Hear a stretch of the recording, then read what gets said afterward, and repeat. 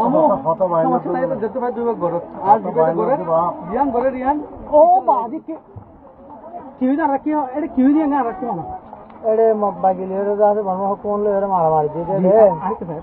আর দাসে জান বাজালে 5.5 বাসি দেড়ে দাসে তারা ডুমলা হামলা করি মানুষ যত বেশি যত মারা হয় তিনশো তো গাইল হয় তার ফরম বলে বাংলাদেশ দাসি দিয়ে ওনারা বাংলাদেশ এই ধরে কি করে পারে